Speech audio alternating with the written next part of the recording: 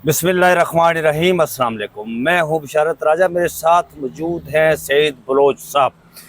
Saeed Bloch साहब, जैसा कि आप जानते हैं कि आज अडियाला जेल में इमरान खान साहब से मुलाकातों का बड़ा अहम दिन था, इंपॉर्टेंट दिन था। इमरान खान साहब की बहनों को उनसे नहीं मिलने दिया गया, उनकी एक बहन हलीमा खानम को जाने नहीं दिया गया, दो बहनें उनसे जाकर मिली हैं। उसके बाद बैरिस्टर सैफ और ज़हीर अब्बास एडवोकेट जो हैं वो भी जाकर मिले हैं। असल पैगाम अडियाला से बाहर क्या आया, बजट किस तरह मंजूर हुआ, खान साहब ने क्या पैगाम भेजा, क्या कहा, और फिर बजट की मंजूरी के हवाले से जो खबर मेरे पास आम है उस पर मैं आपसे उस पर वजाहत लूँगा, मतलब उस पर आपका तजज़िया लूँगा, तजज़िया लूँगा। वो खबर के नथिया गली के पुरफजा मकाम पर कौन किस से मिला, क्या हुआ वहाँ पर, मैंने आपको बताइए, आप ही बता दें नाज़रीन को उस खबर के हवाले से। और फिर एक और जो पीटीआई का जो सोशल मीडिया है उसको बड़ी अहम इंस्ट्रक्शन मिली है, किसके हवाले से वो सईद बलोच साहब बताएंगे। सईद बलोच साहब, एक और खुफिया दौरा अमेरिका के एक बड़ी ताकतवर शख्सियत का हुआ है। ये क्या सब वहाँ लबने के लिए जा रहे हैं अमेरिका में। लेकिन बात शुरू करें आप जो खैबर पख्तूनख्वा का बजट है उससे बात शुरू करें आपके। फिर वो पुरफजा मकाम पर कौन किससे मिला वो भी आपने बतानी है खबर। फिर इमरान खान साहब का पैगाम जो बाहर आया है वो ऐसा पैगाम कि शायद लोगों को गमान तक नहीं था कि यार ऐसा पैगाम भी आ सकता है। और फिर इस बीच में मैं एक और खबर आपको दूंगा, उस पर भी आपके तजज़िया लूँगा। बहुत शुक्रिया बशारत राजा साहब। देखें, पाकिस्तान तहरीक इंसाफ शायद अपने क़याम से लेकर अब तक सबसे मुश्किल तरीन दौर से गुजर रही है। मुश्किल तरीन किस वजह से? इमरान खान साहब ने जब सियासी जमात बनाई थी ना, उनका पहला जो इंटरव्यू था वो आजकल जिस इदारे में आप हैं वहाँ उस अखबार में वो प्रिंट हुआ था, ABN न्यूज़ उसका वो TV है, न्यूज़ चैनल है। तो वहाँ उस इंटरव्यू में इमरान खान ने सबसे पहले कहा था कि मेरे वोटर्स अभी छोटे हैं। जब उनसे सवाल हुआ कि भाई पीपल्स पार्टी, मुस्लिम लीग नून और मौलाना साहब की जमात और दीगर मजहबी सियासी जमातें इसमें मौजूद हैं, इलाकाई सियासी जमातें हैं, तो इस सब में आपकी स्पेस कैसे बनेगी, आप कैसे पाकिस्तान की सियासत को इसमें अपने आप को इंगेज करेंगे। तो उस पर इमरान खान साहब ने कहा था कि फिर वोट के हवाले से भी पूछा गया कि आपको वोट मिलेगा नहीं मिलेगा, तो इमरान खान ने कहा था कि मेरे वोटर अभी छोटे हैं। तो फिर हमने देखा कि वो जो छोटे वोटर थे ना, वो जब 18 साल के हुए ना, तो हमने पहला उसका इजहार 30 या 31 अक्टूबर 2011 को लाहौर में देखा। 30 अक्टूबर 2011 को लाहौर में वो तारीखी जलसा, जिसके बाद इमरान खान पीपल्स पार्टी, मुस्लिम लीग नून के बाद एक तीसरे बड़े प्लेयर के तौर पर पाकिस्तान की सियासत के मैदान में उभरे थे।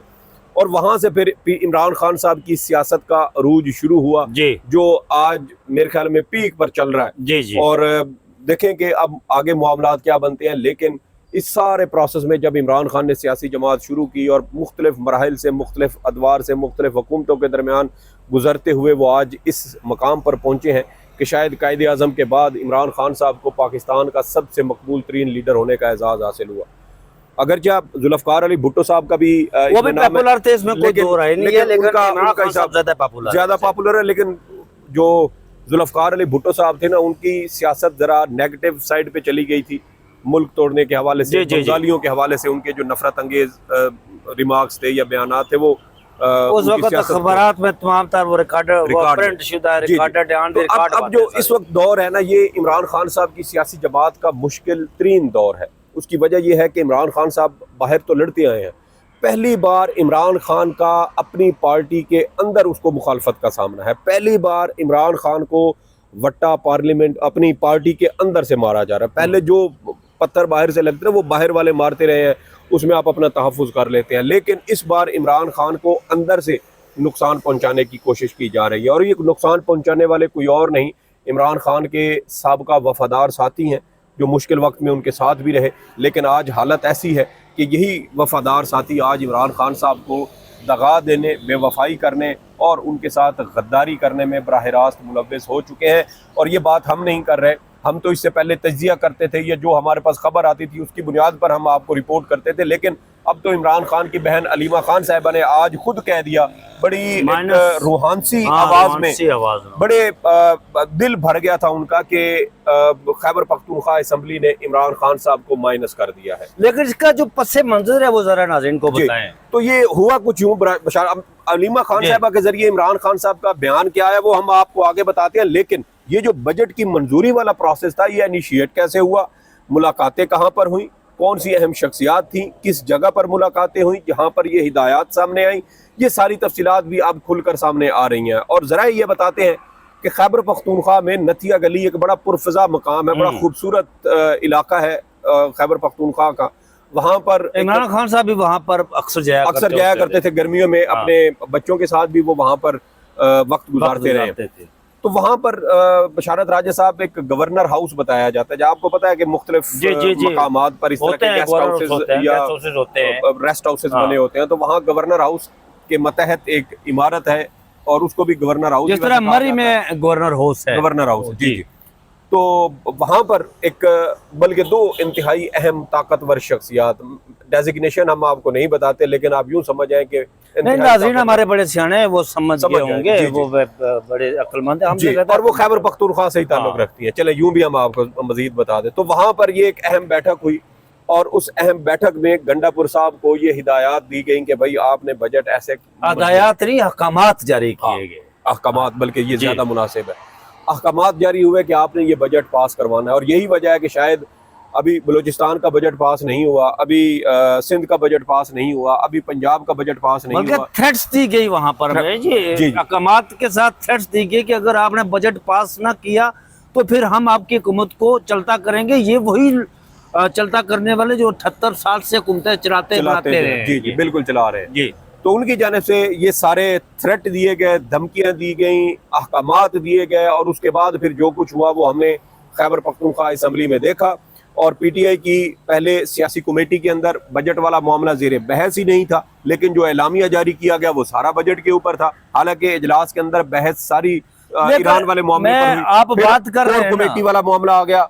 बशारत राजा साहब जो रात को कोर कमेटी के हवाले से खबर सामने आई, उसमें पहली बार ये सामने आया कि कोर कमेटी इजलास के अंदर माइनस इमरान खान की गूंज सुनाई दी। और सलमान अकरम राजा जो पीटीआई के सेक्रेटरी जनरल हैं, उन्होंने अली अमीन गंडापुर से पूछा कि ये इंतहाई अजीब व गरीब बात है कि हमने जो पहले तय किया था इजलास में वो ये था कि आखिरी वक्त तक, बशारत राजा साहब, आखिरी वक्त तक चीज़ों को आगे लेकर जाया जाएगा। इमरान खान साहब के साथ मुलाकात करने की कोशिश की जाएगी। आज 24 तारीख है, बरोज़ मंगल, आज मुलाकात करने की कोशिश की गई। वो मुलाकात अगर हो जाती, आज तक इंतज़ार कर लिया जाता, रात को आप असम्बली इजलास बुला के बजट पास करवा लेते, कल करवा लेते। चलें जी, अगर फ़र्ज़ करते हैं कि आज मुलाकात ना होती, आप जुमेरात तक इंतज़ार कर लेते, जुमेरात की अगर आपकी बातचीत हो जाती तो उसमें हिदायत आ जाती और आपका, तो आपने इंतज़ार नहीं किया। और यही वजह है कि आज सलमान अकरम राजा साहब की जानिब से भी इस पर हैरत का इजहार किया गया। उन्होंने खैबर पख्तूनख्वा असेंबली में बजट के हवाले से अब तो ये भी आ गई है कि 3 घंटे के अंदर अंदर ही सारी ये चीज़ें मंजूर कर ली गई हैं। तो ये वहाँ अहम मुलाकात हुई। वहाँ से जो बात की ना आपने, ये सारा तजिया करते हुए जो मुलाकात हुई और जिसमें कहा गया कि थ्रेट्स, अहकामात, मुझे याद आ रहा है एक बात की तारीखी हिस्टोरिकल पर्पस में कुछ बात आपको कह रहा हूँ। सैयद बलोच साहब के वो तारीख का सबक यही है कि जो लोग कट जाते हैं वो हमेशा अमर हो जाया करते हैं। झुक जाने वाले तारीख में उसके कूड़ेदान का ढेर बनाया जाया करते हैं और मिट जाया करते हैं। खैबर पख्तूनख्वा असेंबली में अक्सरियत मेजॉरिटी थी, तकरीबन 90% पीटीआई की, लेकिन खैबर पख्तूनख्वा में अक्सरियत थी। चले जी, अभी एक थोड़ा मसला आ गया है। बशारत राजा, अच्छा, बशारत राजा साहब की गाड़ी का जरा वो रास्ते के आगे कहीं आ गई थी, क्रेन गुजरनी थी, क्रेन गुजरी थी। मैं सुबह पार्किंग वाला आपको पता है कि यहाँ चीफ जस्टिस साहब आजकल वो पार्किंग ही उन्होंने ख़त्म कर दी है। तो मैं बता रहा था, सैयद बलोच साहब उस बात पर आते कि बजट पेश हो गया, सारा कुछ हो गया, लेकिन मैं बता रहा था कि जो लोग, अब देखिए, जो झुक जाते हैं वो मिट जाया करते हैं। अब खैबर पख्तूनख्वा में पाकिस्तान तहरीक इंसाफ की मेजॉरिटी है, 90% मेजॉरिटी है, उनकी अक्सरियत है जी। लेकिन अली अमीन गंडापुर को जिस तरह इमरान खान साहब कहते होते हैं ना, खौफ के बूथ तोड़ देने चाहिए, अली अमीन गंडापुर को या खैबर पख्तूनख्वा पूरी की पूरी असम्बली को पता नहीं वो मराद जाने का उनका खौफ था, डर था, उनकी मराद छिन जाने का खौफ था, वो कुर्सी छिन जाने का खौफ था, वो पैसा बनाने का मौका ज़ाया होने का खौफ था, जिसकी वजह से सारा कुछ हुआ। बहरहाल जो आम पैगाम आया है इमरान खान साहब का अडयाला जेल के अंदर से, जो उन्होंने अपनी बहनों की वसातत से भेजा है, वो ज़रा नाज़रीन को आप बताएं कि वो पैगाम क्या है। वो भी आपको बताता हूँ। और बशारत राजा साहब, बात यह है कि अभी हुकूमत का 1 साल पूरा हुआ है जी, ठीक है। 1 साल में इस वक्त PTI की बाहर मौजूद क़यादत की ये हालत हो चुकी है। 1 साल के बाद अगर 1 साल मज़ीद गुजरने दें, मुझे पूरा यकीन है कि यही PTI की क़यादत होगी। ये खुद इमरान खान के खिलाफ गवाहियाँ दे के कहेंगे कि इमरान खान 9 मई करवाने में बराह रास्त मुलव्वस है, हमारा इससे कोई लेना देना नहीं है। तो ये देखें, जब आप खुद कंप्रोमाइज़ हो जाएं, आप समझौता कर लें, डर जाएं, और जितनी सख्तियाँ आपने बर्दाश्त कर ली हैं, मेरे ख्याल में उसके बाद ऐसी चीज़ें होनी नहीं चाहिए थी। लेकिन चलें जी, PTI के अंदर। लेकिन एक बात सही बलोच साहब, आप जिस तरह ये बात करते हैं ना कि ये लोग गोइयाँ देंगे, फलां फलां करेंगे, एक बात आपको बता दूं कि मैं मुतअद्दिद बार ये एक बात कह चुका हूँ। नाज़रीन, आपको पता है कि पाकिस्तान तहरीक इंसाफ इमरान खान का नाम है और इमरान खान पाकिस्तान तहरीक इंसाफ का नाम है। वो खंबा, ये सारे खंबे थे ना यार, देखिए सर पर हाथ रखा उन्होंने तो ये महान बन गया। देखिए बशारत राजा साहब, ये मेरे ख्याल में हर एक के ऊपर ना कुदरत की एक रहमत होती है। तो इमरान खान साहब का जब हम तजिया करें तो हम ये चीज़ भी देखते हैं कि इमरान खान के ऊपर कुछ कुदरत की बराह रास्त रहमतें भी हुई हैं। वो रहमत मिसाल के तौर पे ये जो बयानिया की जंग है ना, ये अब दरमियान वाली क़यादत से वैसे ही निकल गई है। अब ये इमरान खान और उसके कारकुनों का बराह रास्त मामला है। दरमियान में कौन है ये मायने नहीं रखता। बिल्कुल। और इमरान खान आज भी अगर कहे ना कि बशारत राजा मेरी तरफ से यहाँ इस हल्के से PTI के टिकट पे इलेक्शन लड़ेगा, मैं शर्त लगाता हूँ कि बशारत राजा इस्लामाबाद की तारीख से, हाँ, इस्लामाबाद की तारीख से सबसे ज्यादा वोट बशारत राजा साहब के होंगे। तो ये इसलिए इमरान खान की जमात जिंदा क्यों है?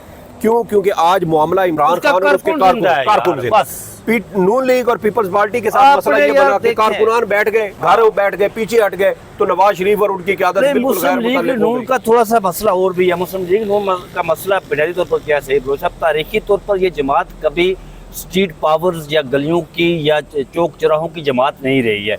जब ये 1906 में बनी थी ना, उस वक्त से इस मुस्लिम लीग की अब तारीख उठाकर देखें, ये हमेशा ड्राइंग रूम, सेठ और बड़े लोगों की जमात रही है। ये गलियों में कभी नहीं निकली है और ये उसी को लेकर चल रही है जनाब। और फिर इस मुस्लिम लीग नून को अब तो मुस्लिम लीग नून बन गई है ना, इसको कहा जाता है नाच मुस्लिम लीग नून नाच। तो फिर ये नाचना शुरू कर देती है, बंगड़ा डालना शुरू कर देती है। ताकतवर जब कहते हैं ना तो फिर ये सारा कुछ होता है। ये मामला रहा है। पीपल्स पार्टी किसी दौर में रही है, लेकिन फिर वो मसनत का शिकार हुई पीपल्स पार्टी, उसने नाचना शुरू किया तो आज वो सिर्फ सिंध तक महदूद होकर रह गई है।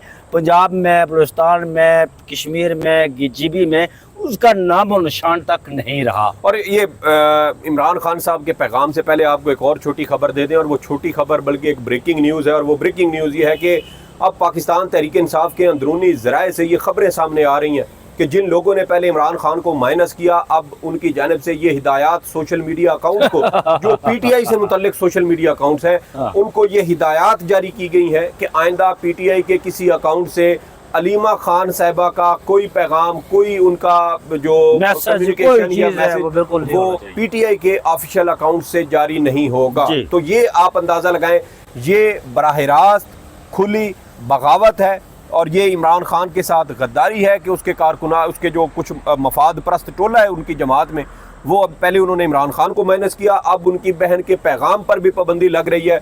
तो ये लोग क्या ये समझते हैं कि क्या आवाम के सामने इनकी असलियत नहीं खुलेगी? क्या इमरान खान को नहीं पता कि उनकी पीठ के पीछे छुरा घोंपने वाले कौन है? और क्या अब अलीमा खान साहिबा PTI अकाउंट्स की मोहताज है कि उनका पैगाम बाहर आने के लिए PTI का ट्वीट करना या PTI के ऑफिशियल अकाउंट्स का ट्वीट या रीट्वीट करना वो ज़्यादा ज़रूरी है? बिल्कुल नहीं है। अलीमा खान साहिबा अब जहाँ पर बैठे लोग उनकी बात के ऊपर यकीन करते हैं, ना गंडापुर की बात पे यकीन करते हैं, ना गौहर की बात पे यकीन करते हैं, ना किसी दूसरे तीसरे की बात पर यकीन करते हैं। तो ये चीज़ें PTI के लोग अगर समझ जाते तो ज़्यादा बेहतर था, नहीं समझे तो लेकिन मैं थोड़ा सा समझाता है तो फिर ज़रा मुख्तलिफ तरीका होता है। सईद बलोच साहब, आपसे थोड़ा सा मैं इख्तलाफ करूँगा। वो इख्तलाफ मैं दलील की बुनियाद पर करूँगा, क्योंकि हमेशा इख्तलाफ दलील की बुनियाद पर होता है, हवाई इख्तलाफ नहीं होना चाहिए। देखिए सियासत जो है वो शहीद बलोच साहब कुछ लोगों का नाम होता है जो सियासत होती है, असूलों पर कंप्रोमाइज़ कभी नहीं करना चाहिए। पाकिस्तान की तारीख में ये रहा है। हमारे जो बाबा कौम थे, फाउंडर ऑफ पाकिस्तान, उनके बारे में बड़े बड़े जो मैं आपको बताऊँ, दीवान सिंह मफ्तून ने अपनी किताब नाकाबिल फरामोश में लिखा है कि अंग्रेज़, ये लफ्ज़ लिखा है उसने अपनी किताब में कि अंग्रेज़ क्यों बिदकते थे कायद-ए-आज़म मोहम्मद अली जिन्ना से। वो इस अच्छा उन्होंने लिखा कि उसने लफ्ज़ लिखा है कि गांधी भी कायद-ए-आज़म मोहम्मद अली जिन्ना से बिदकता था यानी भागता था। वो कहते हैं घोड़ा बिदक गया, वो लफ्ज़ इस्तेमाल किया उन्होंने। उसकी वजह उन्होंने लिखी कि कायद-ए-आज़म मोहम्मद अली जिन्ना असूल पर डट जाया करते थे, इस वजह से वो भागा करते थे। जो बात वो कह रहे हैं कि ये और वो जीत उसी, लेकिन वो ये भी लिखते हैं कि मोहम्मद अली जिन्ना को अगर अंडरस्टैंडिंग होती है ना कि ये चीज़ वाकई गलत है तो फिर उसका वो करते भी, अजाला भी करते होते थे। लेकिन यहाँ पर मैं इख्तलाफ ये करूँगा कि मोहतरमा हलीमा खानम बहुत बाज़ औक़ात हार्ड लाइन लेती है, जिसकी वजह से थोड़े से मसाइल पैदा हो रहे हैं। अगर मैं नाम नहीं लूँगा उस शख्सियत का, नाम ले लेता हूँ जी, मैं कोई इसमें ऐसी कौन सी दो राय है, कोई झूठ ढकी छुपी बात नहीं है। बैरिस्टर गौहर और बैरिस्टर अली ज़फ़र ने मुझे बताया कि हम बहुत हद तक वहाँ करीब जा चुके थे, बहुत हद तक मुज़ाकरात, नेगोशिएट करते हुए, सारा कुछ करते हुए कि हम इमरान खान साहब की रिहाई, लेकिन फिर एक ऐसा बयान आ जाता था जिसकी वजह से सारा मामला ठप हो जाता। ये थोड़ा सा मामला है। वैसे बशारत मेरी इसके ऊपर क्या राय है उस, क्योंकि वीडियो लंबी हो रही है। देखिए बात ये होती है कि जहाँ पर मुज़ाकरात हो रहे हो ना बशारत राजा साहब, वहाँ पर ये चीज़ें मायने नहीं रखती। वहाँ पर कोशिश क्या होती है, कोशिश ये होती है कि मुज़ाकरात करें, जल्द से जल्द हो, मुकम्मल हो, अंजाम तक पहुँचे, कामयाब हो। और फिर इस तरह के लोग जो बयानात दे भी रहे हैं, फ़र्ज़ करें तो फिर उन बयानात के कोई असर ही बाकी ना रहे। तो इसलिए आपको याद है जब 2023 में आपको याद है जब हुकूमत और PTI के दरमियान पंजाब KP इलेक्शन और मुल्क भर में आम इंतखाबात के हवाले से बातचीत हो रही थी, तो 3 अदवार हो गए थे। और टोटल हमने यहीं पे अली ज़फ़र साहब उस वक्त आते थे सुप्रीम कोर्ट में जब पंजाब KP इलेक्शन केस चल रहा था, तो उस केस में ना अली ज़फ़र साहब आए तो उनकी जानिब से बताया गया कि हमारे दरमियान टोटल 35 रोज़ का वक्त गैप रह गया था कि हुकूमत कहती थी कि 35 रोज़ आगे कर लें, PTI वाले कहते कि नहीं यहाँ से शुरू करें। तो उन्होंने कहा कि अगर हमारी 1-2 बैठकें और होती तो शायद ये कोई 15-20-25 दिन दरमियान में हम इसको फाइनल कर लेते।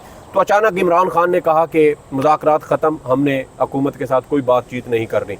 तो यूँ लगा कि जैसे इमरान खान साहब ने यकतरफ़ा तौर पे ये ख़त्म कर दी और अपनी पार्टी का नुकसान किया। लेकिन बाद में ये हकीकत खुली कि इमरान खान साहब को जो मुस्लिम लीग नून के थे जनाब इसहाक डार साहब, उनकी जानिब से ये पैगाम पहुँचाया गया कि भाई आर्मी चीफ साहब का ये फ़ैसला है कि जब तक बंदयाल साहब चीफ जस्टिस पाकिस्तान की कुर्सी पर बैठे हैं तब तक पंजाब और खैबर पख्तूनख्वा में आम इंतखाबात नहीं होंगे। और फिर हमने देखा कि काजी फ़ायज़ ईसा आया, बंदयाल साहब रिटायर हुए, तो उसके कुछ ही टाइम के बाद आपको आम इंतखाबात की तारीख मिल अच्छा, तो ये वो चीज़ें हैं जो ये वो पैगाम इमरान अब आते हैं जनाब उस अहम पैगाम की तरफ जो हलीमा खान साहिबा के ज़रिए इमरान खान ने भेजा है। और इमरान खान के हवाले से ये कहते हैं कि हलीमा खान ने कहा कि मुझे ये जाने नहीं देते। इमरान खान ने कहा है कि सोशल मीडिया ने मुश्किल वक्त में आवाम की आवाज़ उठाई है और बैरिस्टर सैफ इमरान खान तक वो पहुँचे और उन्होंने इमरान खान को समझाने की कोशिश की कि बजट इतनी जल्दी और मजबूरी में क्यों पेश किया गया। यानी इमरान खान साहब को जवाब देने के बजाय उल्टा वहाँ पर चीज़ों पर मट्टी डालने की कोशिश की जा रही है। ओ खान साहब देखें जी, ये बड़े मसाइल थे जिसकी वजह से ये जल्दबाजी में बजट पास करना पड़ा। इसके अलावा इमरान खान ने कहा कि अली अमीन गंडापुर को मेरे पास बहुत पहले आ जाना चाहिए था। इसके अलावा उन्होंने कहा कि पहले 5 रुकनी टीम मेरे पास मुशावरत के लिए आई। और इमरान खान ने यह भी कहा कि अगर बजट पेश कर दिया है तो सुप्रीम कोर्ट जाएं और बताएं कि IMF कैसे कबूल करेगा कि पार्टी हेड की मुशावरत के बगैर ये बजट पेश नहीं होना चाहिए था। यानी इमरान खान साहब अब अपनी पार्टी, अपनी बहनों को ये कह रहे हैं कि अगर आपको मुलाकात नहीं करने दी जाती तो, और हाई कोर्ट का आपको पता है कि 3 रुकनी लार्जर बेंच का फैसला है 24 मार्च का, और उस पर भी अमल दरामद नहीं हुआ। और उसके बाद अब इमरान खान साहब की जानिब से कहा गया है कि आप सुप्रीम कोर्ट ऑफ पाकिस्तान जाए, सुप्रीम कोर्ट में दरख्वास्त दायर करें कि इमरान खान साहब के साथ मुलाकात के लिए जाते हैं तो हमारी मुलाकात नहीं करवाई जाती। पार्टी के बहुत सारे मामलात हैं जो इमरान खान साहब की मुशावरत के बगैर मुकम्मल नहीं हो सकते, अहम फैसले नहीं लिए जा सकते, इसलिए सुप्रीम कोर्ट इस हवाले से कोई फैसला जारी करे। बस सुप्रीम कोर्ट के बारे में तो साबिक वजीर आजम शाहिद खाकान अब्बासी साहब ने उस बात उनके को कहा था जोड़े कि यार। चीफ जस्टिस की अपनी हैसियत एक चपरासी जितनी है। सलमान अकबर राजा को चीफ जस्टिस ने कहा था जाए आज आप जाकर मिले जनाब वैसे सलमान सफदर को, जाए आप जाकर मिले इमरान खान साहब। हाँ, उनके साथ क्या हुआ? तो देखिए जजेस जब कंप्रोमाइज करेंगे छोटी छोटी तरामीम पर, अगर आप अदलिया की आज़ादी को इस्टेब्लिशमेंट के पैरों में रख देंगे तो फिर पीछे क्या? ये जो पढ़ रहे हैं ना आप इसके अलावा उन्होंने कहा कि अब सुप्रीम कोर्ट जाएं, इजाजत लें, वही मुशावरती टीम मेरे पास आए और उन्होंने कहा कि देखूंगा कि बजट के अंदर जो तब्दीलियां करने पड़ेंगी और उन्होंने कहा कि देखूंगा कि ये बजट की जो एलोकेशन है वो कैसे की गई है।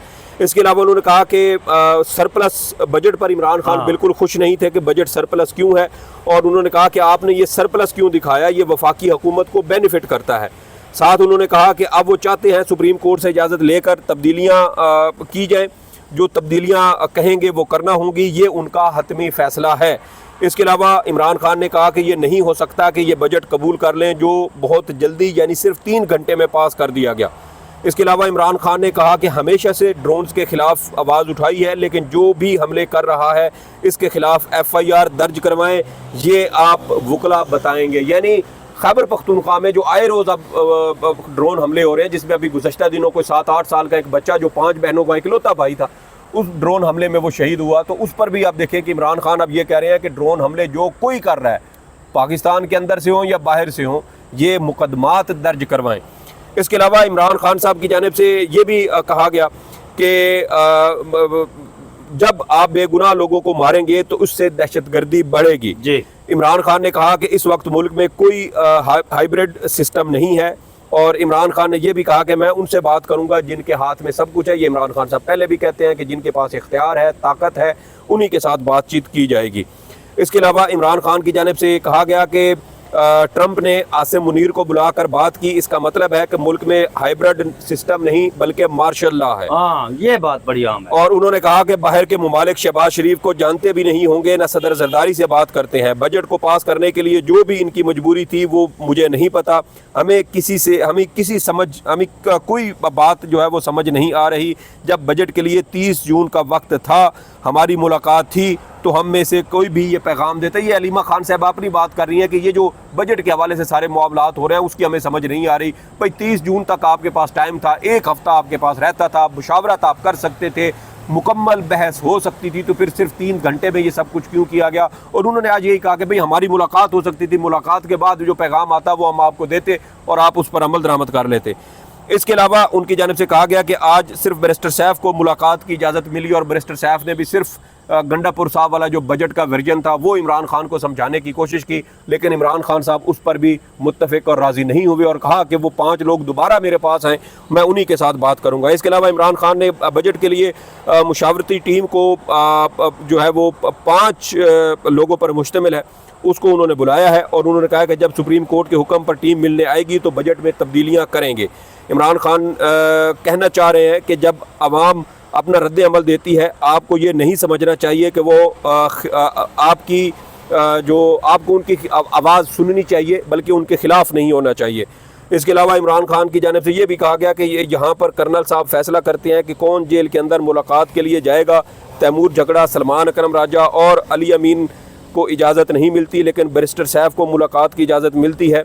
आपको सबको पता है, ये अलीमा खान साहिबा की जानिब से जो मौजूदा सिचुएशन चल रही है उसके ऊपर उन्होंने बात की। इसके अलावा अलीमा खान ने कहा कि कर्नल साहब जो फैसला करते हैं उनको बैरिस्टर सैफ ही पसंद है। ट्रंप और ईरान इकट्ठे मिलकर सीज़ फायर करके फ़ैसले कर लेंगे। हमें अपने मुल्क की फ़िक्र करनी चाहिए। ईरान बड़ी मजबूत कौम है, उनसे सीखना चाहिए। हम मुल्क में कानून की हुक्मरानी अपने हक़ के लिए हमें अपने मुल्क में कानून की हुक्मरानी और अपने हक़ के लिए खड़ा होना चाहिए। इमरान खान सिर्फ हल ढूंढते हैं, वो जेल में है, कैद तन्हाई में है। ये बात है, ये उनका पैगाम था। बलोच साहब, मैं जाते जाते 23 मिनट की 24 मिनट की वीडियो हो गई है। इंट्रो में मैंने कहा था, आपने ट्रंप का जिक्र किया, आसिम मुनीर के फील्ड मार्शल आसिम मुनीर के साथ जो मुलाकात हुई है, इमरान खान साहब ने कहा कि इसका मतलब है कि मुल्क में हाइब्रिड सिस्टम नहीं है जो ख्वाजा आसिम ने बात की थी। असल में खान साहब ने कहा कि मुल्क में मार्शल लॉ है, और बिल्कुल ये ऐसा ही है जी, इसमें कोई दो राय नहीं है। यहाँ पर हाइब्रिड सिस्टम नहीं है, ये डमी से बैठे हुए लोग। ज़हीर बाबर सिद्धू साहब अमेरिका क्यों गए? हो सकता है ट्रंप साहब उनसे मुलाकात करके भारत के साथ जो उनकी कामयाबी है उस पर कोई टिप्स लेना चाहते हैं? एक और खबर मैं जाते जाते नाज़रीन देता हूँ आपको, ये खबर 1-2 मिनट में। जी जी। शहीद बलोच साहब ने एक दिन जब फील्ड मार्शल की और ट्रंप की मुलाकात हुई थी, तो उस वक्त शहीद बलोच साहब ने कहा था बात की तर्दीद कौन करेगा। बड़ा ज़बरदस्त जुमला इन्होंने बोला था और अपने वीडियो के थंबनेल में भी निकाला था, बहुत ज़बरदस्त जुमला था। ट्रंप जिस तरह आज इसराइल को पढ़ गया, बल्कि गंदी गाली निकाल ली उसने अपने मीडिया को भी, अपने मीडिया को भी, और CNN को, और पता नहीं बहुत गंदी गाली निकाली। पहली बार हेड ऑफ स्टेट की जानिब से इस तरह के अल्फाज अदा किए गए, इंतहाई गंदी गाली, वो हम यहाँ नहीं निकाल सकते। एफ वर्ड है, चले हाँ। आप बाकी समझ जाएं। मुझे ये बताएं कि ट्रंप बाहर आकर अगले आने वाले 2, 4, 5, 10, 15 दिनों में ये कहा, मैंने फील्ड मार्शल को ये कहा है, फील्ड मार्शल को ये कहा है, उसे कहा ये किया, ये तरदीद कौन करेगा? तरदीद कौन का, ये वो $1 मिलियन क्वेश्चन ये है। आप ये ज्यादा दूर की बात नहीं दूर है। की ये चीजें, हालात बड़ी तेजी से हाँ। तब्दील होते हैं और ट्रंप जैसा बंदा नाकाबिले एतबार, देखें कि क्या होता है। मुझे और शहीद बलोच साहब को दीजिए इजाजत, अपना बहुत सारा ख्याल रखिएगा। अल्लाह हाफिज।